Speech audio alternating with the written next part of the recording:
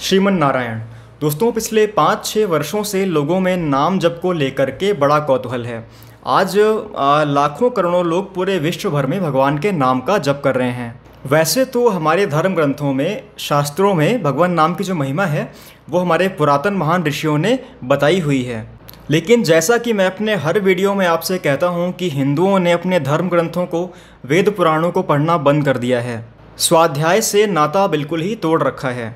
इसलिए जब तक उन्हें परम पूज्य श्री प्रेमानंद जी महाराज जैसा कोई महापुरुष, कोई योग्य गुरु नहीं मिलता है, तब तक वे उसी रजोगुण तमोगुण में ही डूबे रहते हैं। नाम जप के महत्व को जान नहीं पाते और अपने इस दुर्लभ मानव शरीर को, इस दुर्लभ मानव देह को व्यर्थ कर देते हैं। तो आज मैं आपको शास्त्रीय प्रमाण के साथ बताने वाला हूँ कि नाम जप जो करता है, नाम जप करने वाले की क्या गति होती है, उसे स्वर्ग मिलता है, नर्क मिलता है या मोक्ष मिलता है। दोस्तों, ये वीडियो मैं आगे शुरू करूं उससे पहले आपसे एक रिक्वेस्ट है, क्योंकि ये बहुत महत्वपूर्ण विषय है, बड़ा इंटरेस्टिंग विषय है, तो आप प्लीज़ वीडियो को पूरा देखिएगा। दोस्तों, भारतवर्ष में पुरातन काल से भगवान को प्राप्त करने के लिए या मोक्ष पाने के लिए मनुष्य ने अलग अलग विधियों का आश्रय लिया है, अलग अलग मार्गों को अपनाया है। जैसे सतयुग में भगवान को प्राप्त करने के लिए ध्यान या योग की विधि बताई गई है। त्रेता की बात करें, त्रेता में यज्ञों द्वारा भगवान की प्राप्ति होती है। फिर आता है द्वापर की बात करें तो द्वापर में अगर कोई विधि पूर्वक पूजा पाठ करता है भगवान का, तो उसे भगवान की प्राप्ति विधि पूर्वक पूजा पाठ से होती है। फिर अंत में आता है दारुण और भयानक कलयुग। कलयुग में भक्ति से, नाम जप से या नाम संकीर्तन से भगवान की प्राप्ति बताई गई है। यानी कि सार रूप में कहें तो कलयुग में केवल और केवल भगवान का नाम लेने मात्र से ही भगवान की प्राप्ति हो जाती है। अब दोस्तों, कलयुग में कुछ विरले मनुष्यों को छोड़ करके कोई भी ध्यान नहीं कर सकता, क्योंकि ध्यान करने के लिए क्या चाहिए होता है कि आपकी मन और बुद्धि दोनों स्थिर होने चाहिए। क्योंकि कलयुग में मन और बुद्धि अति चंचल हैं, इसलिए कलयुग में कुछ विरले मनुष्यों को छोड़कर कोई भी ध्यान नहीं कर सकता है। यज्ञों की बात करें तो क्योंकि यज्ञ की सामग्री अशुद्ध और अपवित्र हो चुकी है, साथ में मनुष्यों को यज्ञों का ज्ञान भी नहीं रह गया है, इसलिए यज्ञ करना भी मनुष्य के लिए मुश्किल हो गया है। और क्योंकि कलयुग में मनुष्य के मन, बुद्धि और वाणी सब अपवित्र हो चुके हैं, इसलिए विधि पूर्वक ठीक ठीक पूजा पाठ कर पाना भी मनुष्य के लिए मुश्किल है। अब शेष बचता है केवल और केवल नाम जप। और कलयुग के लिए शास्त्रों में भी कहा गया है कि हरेर नाम हरेर नाम हरेर नाम एव केवलम कलो नास्तेव नास्तेव नास्तेव गतिर अन्यथा। हरि का नाम, हरि का नाम, हरि का नाम, केवल श्रीहरि का ही नाम। इस कलयुग में प्रभु के नाम के अलावा और कोई भी गति नहीं है। अब प्रश्न आता है कि हम नाम जप तो कर रहे हैं, हम भगवान के राम, कृष्ण, हरि, गोविंद, नारायण इत्यादि नामों का जप तो कर रहे हैं, लेकिन कलयुग होने के कारण नाम जपक के मन में कभी न कभी ये शंका अवश्य उत्पन्न होती है कि शरीर छूटने के बाद हमारा क्या होगा, हमें मोक्ष मिलेगा या स्वर्ग मिलेगा। या कभी कभी ये विचार भी आता है कि जाने अनजाने हमसे क्योंकि पाप कर्म भी हो गए हैं, तो कहीं हमें नरक तो नहीं जाना पड़ेगा, या फिर हमें दोबारा इस मृत्यु लोक में, इस दुखालय में दोबारा से जन्म तो नहीं लेना पड़ेगा। अब दोस्तों, आप में से काफ़ी लोग नाम जप करते होंगे, तो आप मुझे नीचे कमेंट बॉक्स में बताइएगा किस किस के मन में आज तक ये शंका उत्पन्न हुई है। तो मन में किसी भी तरह की शंका उत्पन्न हो, हमेशा शंका निवारण के लिए हमें शास्त्रों की शरण में ही जाना चाहिए। शास्त्रीय प्रमाण के लिए हम चलेंगे महाभारत ग्रंथ के शांति पर्व की ओर। शांति पर्व के अंतर्गत एक मोक्ष धर्म पर्व है, उसकी ओर हम दृष्टि डालेंगे। इस पर्व में युधिष्ठिर महाराज महामहिम भीष्म से प्रश्न करते हैं कि जाप का नाम फला व प्राप्ति श्रोतुमिच्छामि भारत किम फलम जपता मुक्तम क्व व तिष्ठन्ति जापकः। यानी कि हे पितामह, अब मैं यह सुनना चाहता हूँ कि जप करने वालों को फल की प्राप्ति कैसे होती है, जापकों के जप का क्या फल बताया गया है। अब जो अगली लाइन है उसी में हमारा प्रश्न निहित है कि अथवा जप करने वाले पुरुष किन लोकों में स्थान पाते हैं, यानी कि जापक की गति क्या होती है।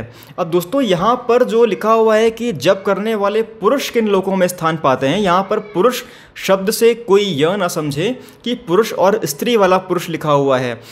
शास्त्रों में कई स्थानों पर पुरुष और स्त्री को संयुक्त रूप से पुरुष कह दिया गया है, या संपूर्ण मानव जाति को ही पुरुष कह दिया गया है। यानी कि यहाँ पर युधिष्ठिर महाराज पुरुष और स्त्री दोनों के लिए, संपूर्ण मानव जाति के लिए यह प्रश्न कर रहे हैं। अब इस प्रश्न के उत्तर में महामहिम भीष्म कहते हैं कि हे राजन, इस विषय में विद्वान पुरुष उस प्राचीन इतिहास का उदाहरण दिया करते हैं जो पूर्व काल में यम, काल और ब्राह्मण के बीच में घटित हुआ था।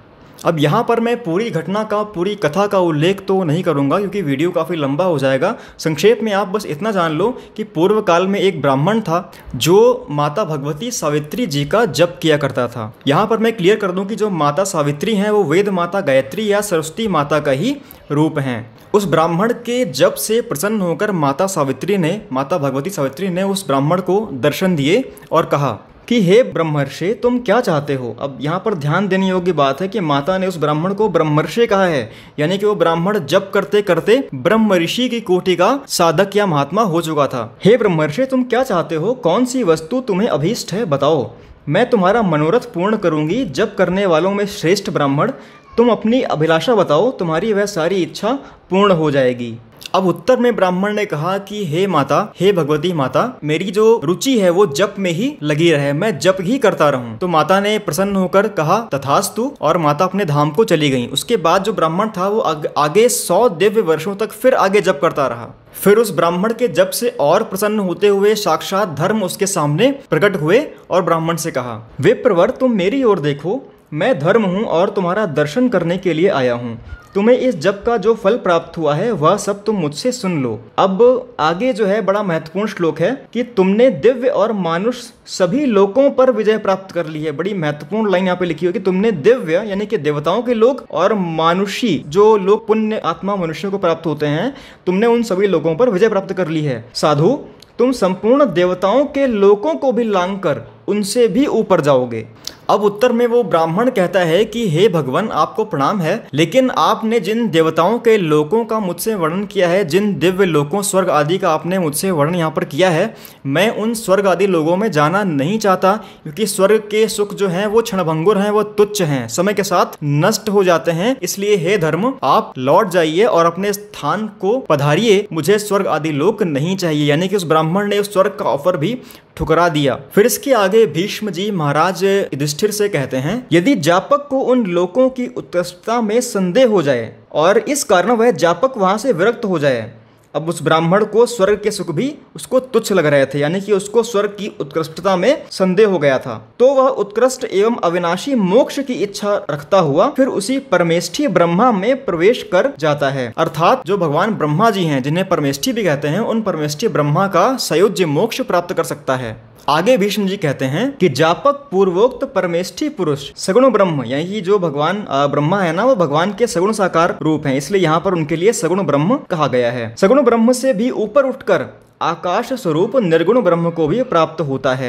यानी कि जो जापक जो होता है वो अपनी इच्छा अनुसार चाहे तो सगुण साकार ब्रह्म को प्राप्त हो जाए, अथवा अगर उसकी रुचि निर्गुण निराकार ब्रह्म में हो तो उसको भी वह आसानी से प्राप्त कर लेता है। यदि उसके मन में भोगों के प्रति राग है और वह निर्गुण ब्रह्म को प्राप्त होना नहीं चाहता है, तो वह सभी पुण्य लोकों का अधिष्ठाता बन जाता है और मन से जिस वस्तु को पाना चाहता है उसे तुरंत प्राप्त कर लेता है। यानी कि जापक अगर वो मोक्ष नहीं पाना चाहे, वो चाहे कि मैं अभी और लौकिक सुख भोगना चाहता हूँ, तो अपनी इच्छा अनुसार उसे वो भी सुलभता से प्राप्त हो जाते हैं, लभ्य हो जाते हैं। आगे भीष्म जी कहते हैं कि उस ब्राह्मण को वास्तव में कौन सी गति प्राप्त हुई, अब तुम मुझसे सुनो। जब ब्राह्मण ने अपनी देह त्यागी, जब ब्राह्मण ने अपना शरीर छोड़ा, तो वह एक तेजोमय पुरुष के रूप में बदल गया, एक दिव्य ज्योति, एक दिव्य तेज के रूप में बदल गया और ब्रह्मा जी के पास पहुंचा। ब्रह्मा जी ने उस तेजोमय पुरुष यानी कि उस ब्राह्मण की बात हो रही है, ब्रह्मा जी ने उस तेजोमय पुरुष का स्वागत करने के पश्चात पुनः उससे मधुर वाणी में कहा, विप्रवर, योगियों को जो फल मिलता है निस्संदेह वही फल जप करने वालों को भी प्राप्त होता है। देखिए कितनी महत्व की बात लिखी हुई है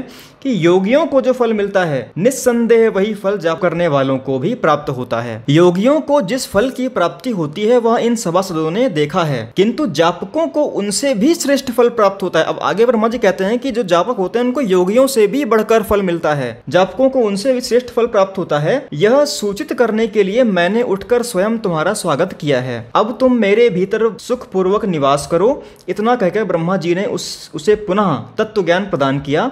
आज्ञा पाकर वह ब्राह्मण तेज रोग शोक से मुक्त हो ब्रह्मा जी के मुखारविंद में प्रविष्ट हो गया। अब यहाँ पर जो अगला श्लोक है वो बड़ा ही महत्वपूर्ण है। तदनंतर देवताओं ने ब्रह्मा जी को प्रणाम करके कहा, भगवान, आपने जो आगे बढ़कर इस जापक ब्राह्मण का स्वागत किया है, इससे सिद्ध हो गया कि जापकों को योगियों से भी श्रेष्ठ फल की प्राप्ति होती है। आज हम लोगों ने योगी और जापक के महान फल को प्रत्यक्ष देख लिया। वे संपूर्ण लोकों को लांघ कर जहां उसकी इच्छा हो जा सकते हैं। मैं फिर से रिपीट करता हूं, वे संपूर्ण लोकों को लांघ कर जहां उसकी इच्छा हो जा सकते हैं। दोस्तों, यहाँ पर हमने शास्त्रीय प्रमाण के साथ में देखा कि जापक यानी कि नाम जप करने वाले को कितनी उत्तम और श्रेष्ठ गति प्राप्त होती है। अब दोस्तों, जैसा कि मेरे परम पूज्य गुरुदेव श्री प्रेमानंद जी महाराज बार बार कहते रहते हैं कि केवल और केवल नाम जप करो, आप जो चाहेंगे आपको मिल जाएगा। चाहे वो निर्गुण ब्रह्म की प्राप्ति हो या सगुण साकार ब्रह्म की प्राप्ति हो, दोनों ही नाम जप से संभव है। अब यदि कोई चाहता है कि मुझे भगवान नारायण या भगवान शिव की कृपा प्राप्त हो जाए, मुझे भगवान नारायण की प्राप्ति हो जाए, तो वह भी नाम जप से संभव है। अलग अलग लोकों की अगर बात करें तो चाहे स्वर्ग लोक हो, ब्रह्म लोक हो, जन लोक हो, तप लोक हो, महर लोक हो, या अगर हम मोक्षों की बात करें तो चाहे सायुज्य मोक्ष हो, सारोप्य, सामीप्य, सालोक्य, साष्टी, कितने भी प्रकार के मोक्ष हो, आप जिस तरह का भी मोक्ष आप चाहोगे आपकी इच्छा अनुसार आपको प्राप्त हो जाएगा, केवल और केवल नाम जप के बल पर। नाम जप से यह सब कुछ प्राप्त किया जा सकता है। इसलिए नाम जप को अपनी दिनचर्या का अभिन्न हिस्सा बनाएं, रोज अधिक से अधिक नाम जप करें और नाम जप को भगवत प्राप्ति को, भगवान की प्राप्ति को अपने जीवन का एकमात्र लक्ष्य बना लें। तो फ्रेंड्स, आपको मेरा ये वीडियो आज का कैसा लगा आप मुझे कमेंट बॉक्स में नीचे ज़रूर बताइएगा। अगर अच्छा लगा हो तो प्लीज़ लाइक करें और शेयर करें, और ऐसे ही वीडियो आगे भविष्य में देखते रहने के लिए चैनल को सब्सक्राइब अवश्य कर लें। श्रीमन नारायण।